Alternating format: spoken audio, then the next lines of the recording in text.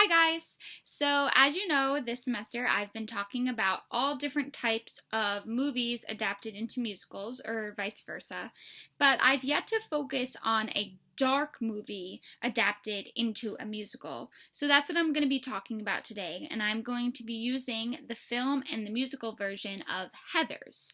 So, for any of you that are not familiar with the plot, it's about a 17-year-old Veronica Sawyer fighting her way through high school, surrounded by a ruthless, mean clique of girls that all happen to have the same name, Heather. So, the film of Heathers premiered in 1988 with writer Daniel Waters, director Michael Lehman, and producer Denise Denovi. Now, the film was actually not a hit in the box office, but it went on to become a cult film, which meant that in its later years, it became huge by its high rental and sales rates. In 2006, it was number 5 on Entertainment Weekly's list of the 50 best high school movies, and in 2008, it was number 412 on Empire's list of the 500 greatest movies of all time. So I understand that it's a little confusing. If it wasn't a huge box office success, why did it become this huge classic cult film, and what made it that way?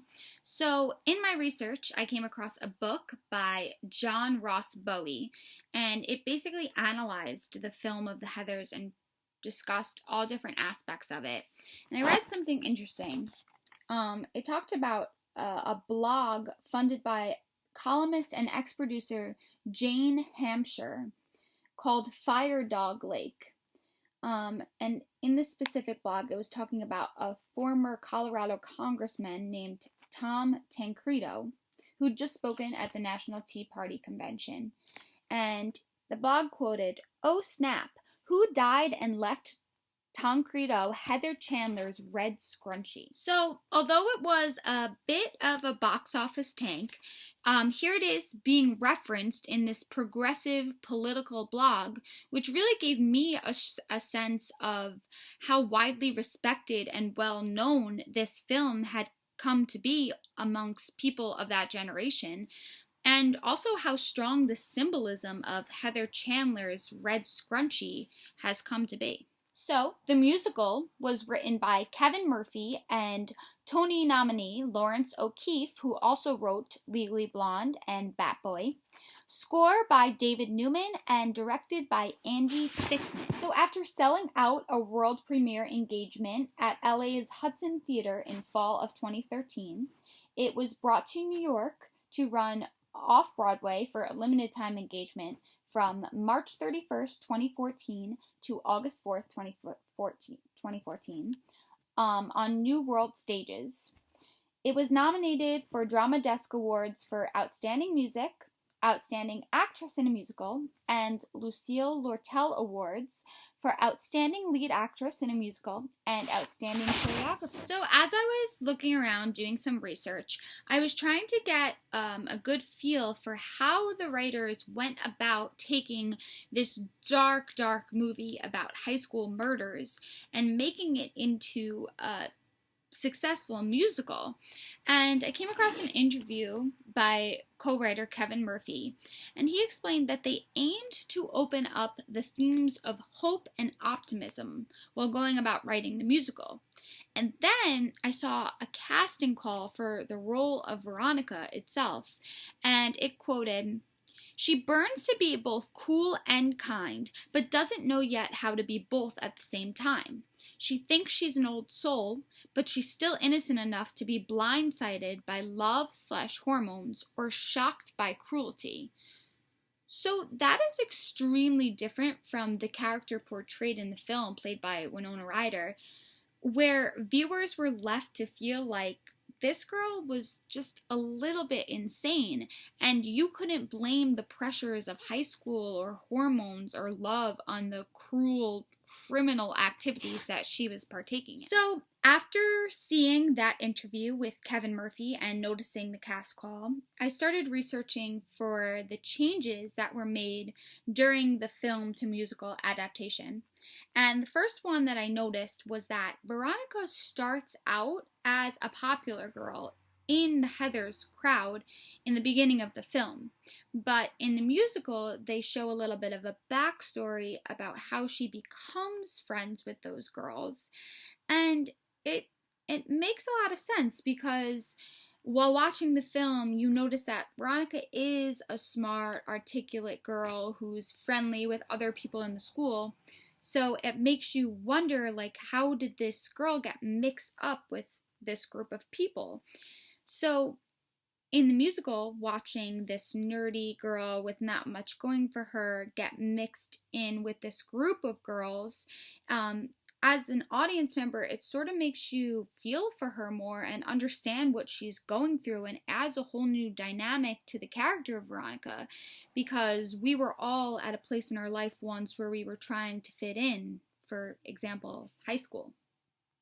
Another huge difference between the movie and the musical was between the characters of Betty Finn and the character of Martha. So, Betty in the movie is a childhood friend of Veronica's. She is not in the popular crowd, but she's not bullied. She's kind of in a normal crowd of people. She stays neutral throughout. And then there's the character of Martha in the film, who is a huge victim of bullying, and they show it several times, but it's never made into this huge significant manner.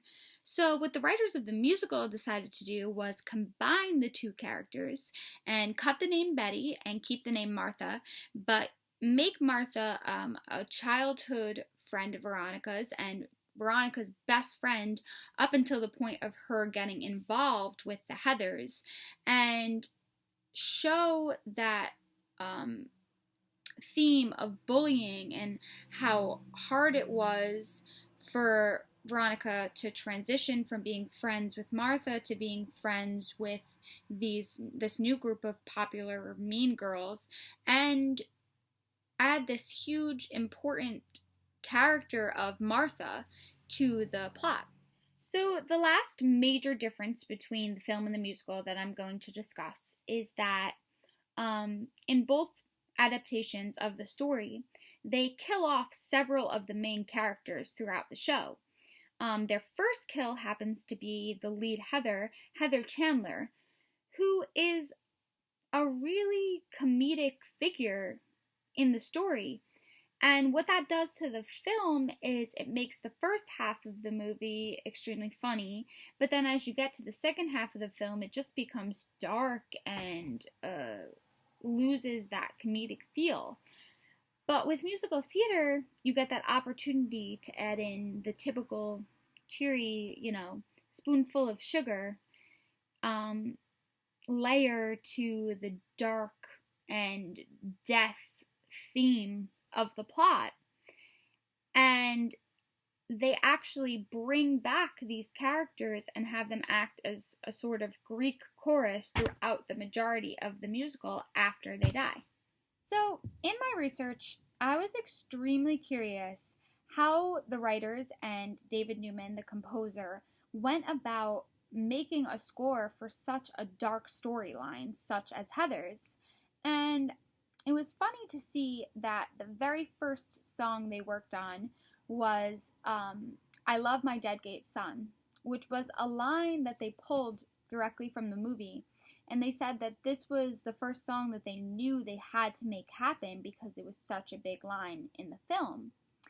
And what happened when they made this funny, upbeat song was it helped tone down the villain of the story, JD's darkness and insanity by turning him killing Ram and Kurt into something great and supportive of the gay community, and adding comedic relief by throwing in another plot twist that Ram and Kurt's dads used to hook up back in the day, which led to them being love interests.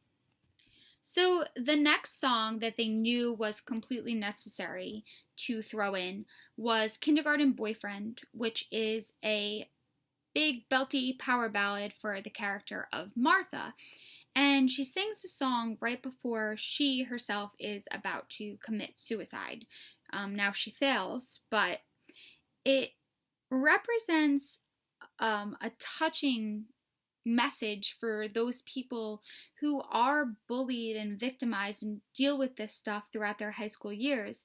But at the same time, it has this dry and clever humor enforced in it that represents everything that Heathers the film stood for, comedy wise.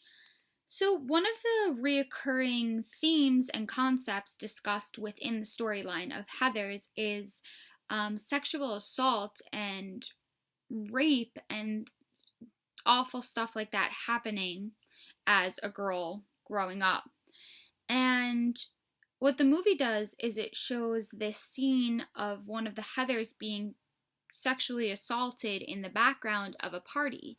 And the musical takes that scene and makes this funny slut-shaming number about, a sword fight in Veronica's mouth, and adds this completely ridiculous musical theater humor that sort of glosses over that dark, terrible concept of sexual assault and makes it more lighthearted and funny and appropriate for musical theater. So, lastly, the musical ends with a huge full cast number of them singing about being beautiful and being 17 and leaving the audience with hope and explaining that there is hope after high school. It's the rest of your life that you have ahead of you. And that's a message that the movie doesn't really leave you feeling. So, of course, that typical feel-good reprise was thrown into the musical just to top it all off, and make it a more appropriate adaptation of such a dark film. So, although the film and the musical adaptations have their differences, they both had their own type of success, and they both are really great pieces that I would recommend to anyone. And I've learned that it is very possible to take a dark film and make it into a musical.